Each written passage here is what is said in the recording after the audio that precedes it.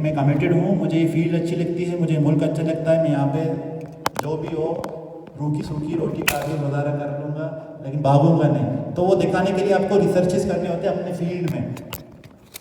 आप न्यूरोलॉजी में अप्लाई कर रहे हैं तो आपके अगर 6 रिसर्चेज है तो उसमें से 4 या 5 न्यूरोलॉजी में होने चाहिए, और उससे भी अगर आप ज़्यादा जाएँ तो फॉर एग्जांपल न्यूरोलॉजी में मल्टीपल स्क्लेरोसिस में मुझे इंटरेस्ट है। ऐसा भी होता है कि मुझे यही फील्ड तीसरी पसंद है, तो अगर मैं चारों के चारों रिसर्चेज MS पे करूँ तो ये एक अच्छी बात है, क्योंकि उनको लगेगा कि ये बंदा जो है ना कमिटेड है, इसको ये चीज़ अच्छी लगती है, ये अपने उसने माइंड बनाया हुआ है, पूरा ज़िंदगी इसी पे अपना गुजार सकता है।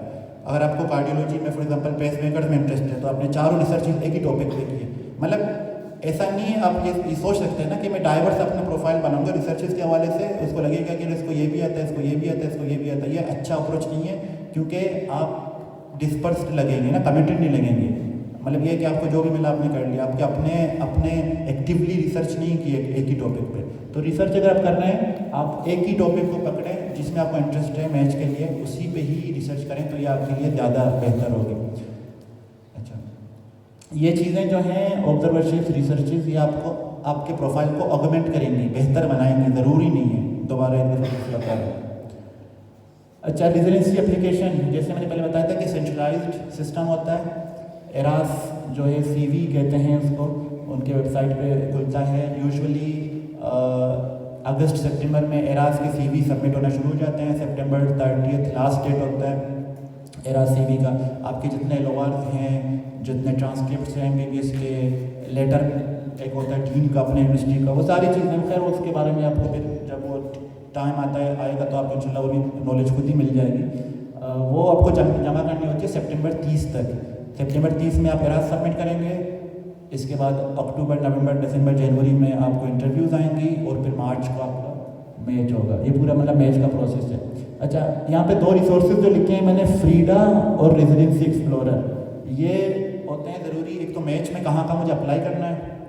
अब पाकिस्तान का आपको पता होगा, मतलब कराची में कौन कौन से अस्पताल हैं जो अच्छे हैं, लाहौर में कौन से हैं, कोयटा में कौन से हैं। US का मुझे नहीं पता कि कौन से हॉस्पिटल हैं जो अच्छे हैं, या कौन से हॉस्पिटल जो मुझे लेंगे। अच्छे हॉस्पिटल्स ये भी है, हमारी बदकिस्मती IMG होने की वजह से, कि वो हमें लेंगे ही नहीं, मतलब वो हमारा कंसिडर नहीं करेंगे, वो कहेंगे हम अपने US वालों को उठाएंगे ना। तो आपको पता कैसे चलेगा कि मुझे किस हॉस्पिटल में अप्लाई करना है। फ्रीडा और रेजिडेंसी एक्सप्लोरर 2 रिसोर्सेज हैं, वो आप यूज़ कर सकते हैं। वो आप ऑब्जर्वरशिप के लिए भी यूज़ कर सकते हैं। जैसे फॉर एग्जांपल मुझे फिलाडेल्फिया में ऑब्जर्वरशिप करनी है, तो मैं फ्रीडा पे जाके वहाँ पे प्रोग्राम्स लिखूँगा कि मुझे न्यूरोलॉजी में फिलाडेल्फिया में ऑब्जर्वरशिप करनी है, तो वो सारे हॉस्पिटल दिखाएगा। हॉस्पिटल के बाद वो ये भी दिखाएगा कि यहाँ पे IMGs कितने लेते हैं, मतलब आपको पूरा प्रोफाइल दिखाएगा, उनकी पे कितनी होती है, सारी चीज़ें बताएगा। तो फ्रीडा एंड रेजिडेंसी एक्सप्लोरर ये 2 अच्छे रिसोर्सेज हैं मैच एप्लीकेशन और ऑब्जर्वरशिप के लिए। लेकिन तब की बात है जब वो चीज़ आएगी। और पर्सनल स्टेटमेंट आपको लिखना होता है, वो खैर जब टाइम आएगा तो फिर आप मतलब स्टेटमेंट जिस तरह आप लिखते हैं यूजुअली, उस चीज़ के बारे में फिर आपको पता चल जाएगा। स्पेशलिटी, US ना जाने का एक बहुत बड़ा वजह है, एक तो खर्चा, एग्ज़ाम की टफनेस वो अलग है, लेकिन रेजिडेंसी का ना मिलना, मतलब अपनी पसंद की रेजिडेंसी का ना मिलना। हम जब आउटजॉब कर रहे थे JPMC में, तो हमारी एक PG हैं जिनको न्यूरोसर्जरी करना था, न्यूरोसर्जरी वो कर रही थी JPMC में, उनका भाई US में है, वहाँ पे ऑलरेडी वो कंसल्टेंट बना हुआ है, तो उनके लिए चीज़ें काफ़ी आसान हो जाती हैं ना। मतलब आपका पहले से एक रिश्तेदार, अब भाई आपका वहीं पे हो, आपके खर्चे भी निकल जाएंगे, आपके लिए रिहाइश भी आसान हो जाती है। लेकिन वो नहीं है, क्योंकि उनको न्यूरोसर्जरी करनी थी। न्यूरोसर्जरी जो है ना वो काफ़ी टफ होती है, मतलब US में मिलना, आपको 4-5 साल रिसर्च में लगाने होते हैं सिर्फ। तो एक रीज़न ये है कि लोग अगर नहीं जा रहे हैं US, मतलब एक डाउन साइड होता है कि आपको अपनी पसंद की रेजिडेंसी शायद ना मिले। लेकिन वही बात, अगर आप कमिटेड हैं तो आप रिसर्चेस करेंगे और वो ले लेंगे। जो IMG फ्रेंडली होते हैं, जो मतलब इंटरनेशनल मेडिकल ग्रेजुएट के लिए अच्छे प्रोग्राम होते हैं, जिनमें उनके चांसेस होते हैं, वो IM है, internal medicine, family medicine, neurology, paediatrics, और ये चेंज होते रहते हैं। मतलब बीच में इमरजेंसी मेडिसिन वहाँ पे IMG फ्रेंडली नहीं था, अब कुछ टाइम से इमरजेंसी मेडिसिन में लोग जाने लगे, मतलब जाते हैं, लेते हैं इमरजेंसी मेडिसिन में लोगों को। जो टफ़र हैं, plastic surgery, neuro surgery, orthopaedics, वो भी IMGs के लिए काफ़ी टफ होते हैं उनमें मैनेजमेंट में। अच्छा, तो रोल ऑफ स्टेप 2C के आफ्टर स्टेप 1, जैसे मैंने पहले बताया था कि पहले जो है ना वो स्टेप 1 का स्कोर ज़्यादा इंपॉर्टेंट होता था, क्योंकि उसमें बेसिक नॉलेज ज़्यादा चेक होती थी, मुश्किल ज़्यादा होता था स्टेप 1। अब क्योंकि स्टेप 1 पास फेल हो गया है तो स्टेप 2 का जो है ना वो स्कोर ज़्यादा इंपॉर्टेंट है। स्टेप 1 लोग 3-4 महीनों में पास करने के लिए बस दे देते हैं और फिर साल 1.5 साल लगाते हैं स्टेप 2 पे, क्योंकि उसका स्कोर है तो काफ़ी इंपॉर्टेंट होता है उसका।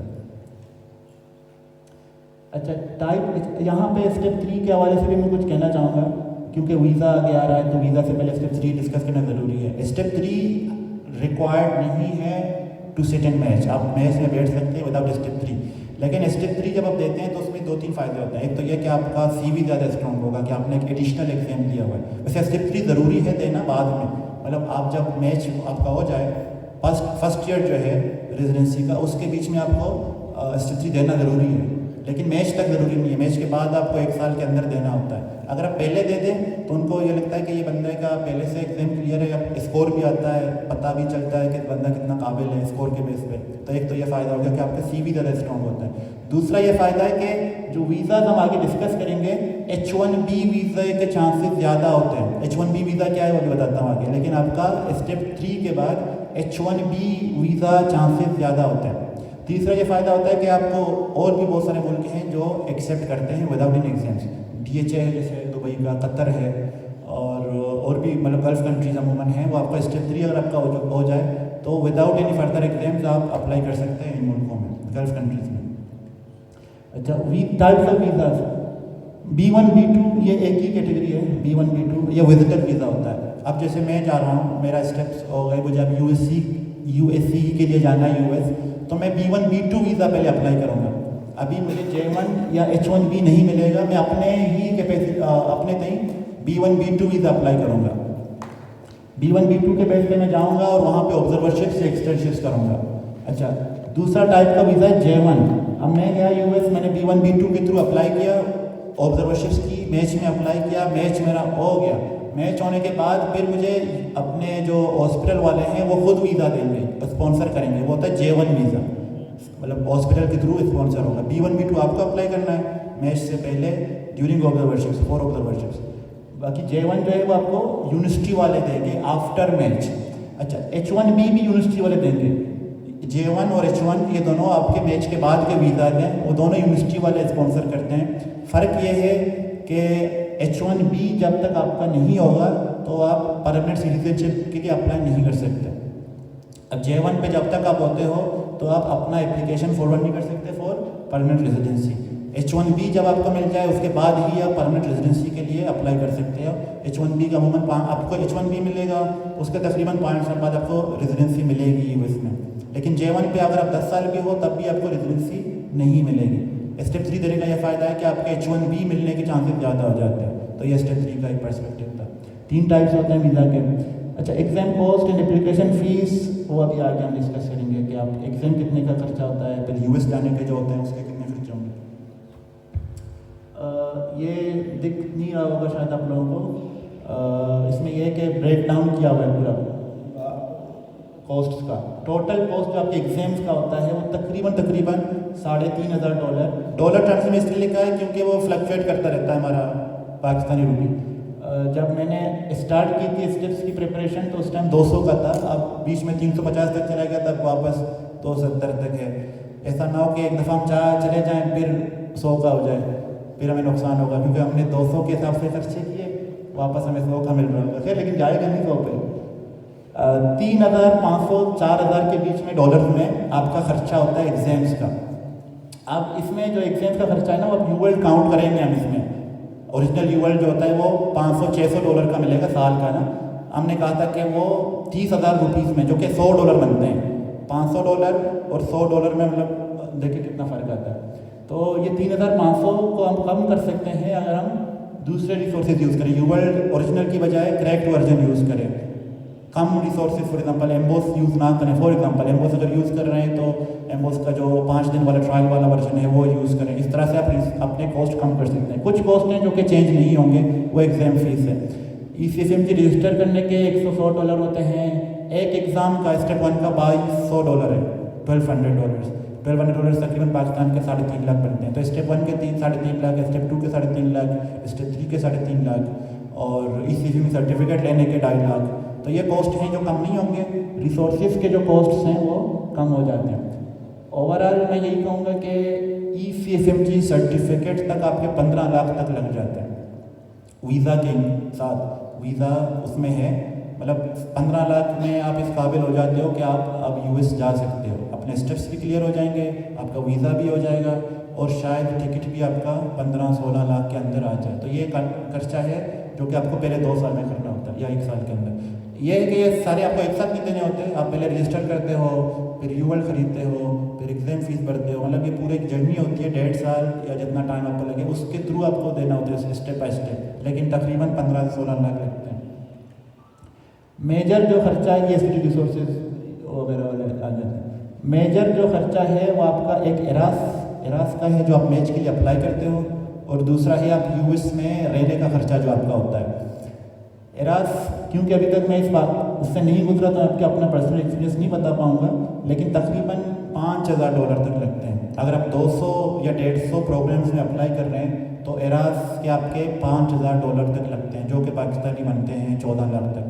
तो 15-16 लाख आपके बन रहे थे स्टेप्स के एग्जाम्स के विदाउट स्टेप 3, और सिर्फ 15 लाख आपका मैच का प्रोसेस है, मैच में सिर्फ लगेंगे, ये हो गए 30 लाख, और बाकी आप कह सकते हैं कि 15-20 लाख आपके US का खर्चा होता है, तो लगभग वही 50-45-40 तक। अब US का खर्चा सब्जेक्टिव खर्चा है, मतलब मैं जाऊँगा वहाँ पे, मुझे हर दिन सुबह स्टारबक्स की कॉफ़ी पीनी है तो उसके खर्चे ज़्यादा होंगे, किसी को अगर जो है ना वो टपाल थानेदार की चाय पीने तो उसका खर्चा कम होगा ना। इस तरह से आपको अगर न्यूयॉर्क में रहना है तो उसका खर्चा ज़्यादा होगा, आप अगर कहीं सब छोटे से शहर में रहेंगे तो उसका खर्चा कम होगा, आपका अपना फैमिली मेम्बर वहाँ पे तो ऑब्वियसली उसका खर्चा फिर बहुत ही कम होगा। तो US का जो खर्चा है वो सब्जेक्टिव है। एरास का खर्चा जो है वो फिक्स्ड है, तकरीबन आप समझ लें कि $5,000 तक लग जाते हैं, और जो एग्जाम्स के खर्चे हैं वो तकरीबन $4,000 तक लग जाते हैं, तो ये $9,000 ये हो जाते हैं, और US के खर्चे उनको आप अगर कंसिडर करें तो 15 लाख तक तो कम से कम लग ही जाते हैं। तो ये हो जाते हैं US के खर्चे सारे।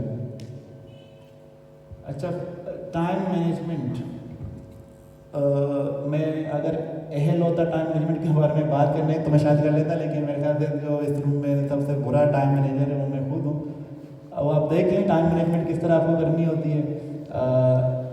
इसीलिए मैं कह रहा था कि बेस्ट टाइम जो है वो स्टूडेंट लाइफ में एग्जाम देने का है, क्योंकि स्टूडेंट लाइफ में आप एक फ्लो में होते हो, आपके और सच एक्सपेक्टेशन नहीं होते आपसे, आप काम नहीं कर रहे होते, तो आप बस बैठ के एक पढ़ रहे होते हो ना, वही चीज़ें आप पढ़ रहे हो वही चीज़ें एग्जाम में आएंगी, तो बेस्ट टाइम मैनेजमेंट भी आपकी अच्छी हो जाती है, और आपको डबल मेहनत करने की जरूरत नहीं होती। आप एक दफ़ा आउट जॉब कर रहे हो फिर दोबारा फर्स्ट ईयर चीज़ें उठा के पढ़ रहे हो तो डबल टाइम भी आपका लगेगा, टाइम मैनेज भी नहीं हो पाएगा क्योंकि अब आपकी जॉब भी है। तो टाइम मैनेजमेंट तो खैर वो सब्जेक्टिव चीज़ है जिसकी मतलब उसको करनी पड़ेगी। उसी तरह से USMLE का जो जर्नी है और उसमें अपने लाइफ को आप कैसे मेंटेन रखते हो। USMLE जब मैं शुरू कर रहा था अपनी प्रेप तो मेरे सीनियर थे दीदक भाई के बेसमेंट में, उन्होंने कहा था कि ये एग्जाम सिर्फ आपका नॉलेज चेक नहीं करता, ये आपकी पूरी पर्सनालिटी चेक करती है, आपको 1000 तरह से तोड़ेगी और 1000 तरह से आपको दोबारा उभरना पड़ता है। मतलब आपके दोस्त जो होते हैं वो आगे निकल रहे होते हैं, आप कोई पार्ट 1 दे रहा है, कोई जो है ना ये कर रहा है, कोई वो कर रहा है, इतने आपको स्ट्रेस होती है कि भाई इतना खर्चा मैं कर रहा हूँ, मैच हो ना हो, मतलब हज़ारों तरह के एक्सपीरियंसेस होते हैं, हज़ारों तरह के खौफ होते हैं दिल में, लेकिन खैर वो सारी चीज़ें आपको उनसे सुपरसीड करना होता है। तो बैलेंस करना होता है अपनी USMLE की जर्नी, अपने पर्सनल एक्सपेक्टेशंस, अपने लाइफ के जो इर्द गिर्द आपके हो रहा होता है उन सारी चीज़ों को टाइम मैनेज करना होता है। तो ये चैलेंजेस हैं जो कि आप पता चलता है जब आप उसमें आओगे। बेहतर ये होता है कि आपके 2-3 दोस्त हों तो साथ प्रेप करोगे तो इससे थोड़ा सा जो है ना वो कंपनसेट हो जाता है इस तरह की चीज़ें, लेकिन अकेले होते हो तो फिर इस चीज़ का प्रेशर बहुत ज़्यादा होता है। नेटवर्किंग, जैसे मैं पहले बोल रहा था कि अब स्टेप 2 का स्कोर भी इतना वैल्यू नहीं है, मतलब रखता है वैल्यू, लेकिन ऑलमोस्ट 60 to 70% आपका स्कोर देखेंगे, 90% जो है ना आपके स्किल्स, इंटरपर्सनल स्किल्स देखेंगे। और इंटरपर्सनल स्किल्स से ऊपर भी अगर मैं कहूँ कि एक चीज़ देखी जाती है वो होती है नेटवर्किंग। पिछले साल का जो मैच था 2024 का, उसमें 10 साल पुराने ग्रेजुएट्स के भी मैच हुए और उनका स्कोर भी 240s में था, और सबसे बड़ी जो चीज़ थी वो नेटवर्किंग थी कि आपके US में कनेक्शंस बने, प्रोग्राम डायरेक्टर्स तक आपकी पहुँच हो, वहाँ के जो आप फॉर एग्जाम्पल मैं किसी हॉस्पिटल में अप्लाई कर रहा हूँ, वहाँ के हॉस्पिटल के अंदर रेजिडेंट्स हों जो मेरे लिए वाउच करें, जो मेरे लिए बोलें, अपनी पीढ़ी को कि ये मेरा दोस्त है, ये मेरा जानने वाला है, ये इस तरह की पर्सनैलिटी है, ये काम करेगा। तो ये इस चीज़ का बहुत बहुत होता है। हमारे यहाँ पे तो कॉल करते हैं, जिस तरह दीपक भाई बोल रहे थे कि जेपीएमसी में रेफरेंसेस चलते हैं, वहाँ पे भी चलते हैं रेफरेंसेस, लेकिन वो एक अलग नेचर के रेफरेंसेस होते हैं। अब मैं फॉर एग्जांपल अब मैं एक रेजिडेंट हूँ किसी हॉस्पिटल में और मेरी फॉर एग्जांपल बेगम भी अप्लाई कर रही है उसी में, तो वो लेंगे उनको क्योंकि उनको लगता है कि मियाँ बीवी साथ होंगे तो ये बेहतर तरीके से काम कर सकते हैं, दूर होंगे तो जो है दोनों डिस्टर्ब रहेंगे। तो इस तरह की चीज़ें होती हैं ना, कनेक्शंस, इस तरह से भी आपका हेल्प करती हैं। अब नेटवर्किंग कैसे करनी है आपने, कुछ रिसोर्सेज लिखे हुए नीचे, लिंक्डइन है, सोशल मीडिया है और सेमिनार्स हैं। हमारे यहाँ पे तो खैर दुर्बत में नहीं होते होंगे, तो कराची वगैरह में हमारी यूनिवर्सिटीज़ में होते थे कि यूएस के डॉक्टर्स आके हमारे काउंसल करते थे, तो आप वहाँ पे जाके ना उनको थोड़ा सा मतलब मिलें, उनसे गपशप लगाएं।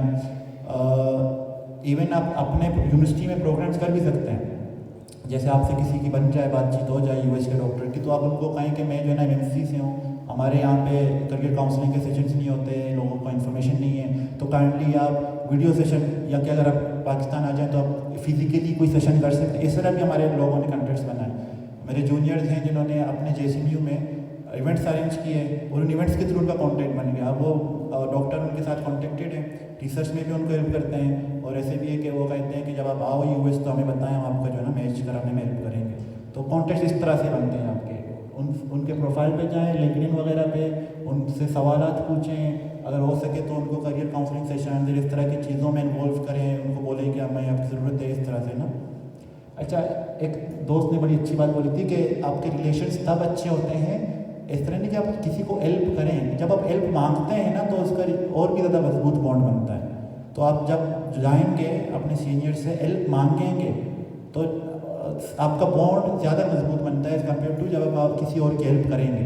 तो हेल्प मांगना जो है ना वो अच्छी बात होती है। यूएसएमएलई के बात में आपको बहुत ज़रूरत होती है हेल्प मांगने की। हेल्प मांगने से आपका काम भी हो जाएगा और आपका बॉन्ड भी मजबूत बनेगा। तो ये रहा यूएसएमएलई का बात हुआ। क्वेश्चन आंसर के सेशन को हम स्किप करेंगे।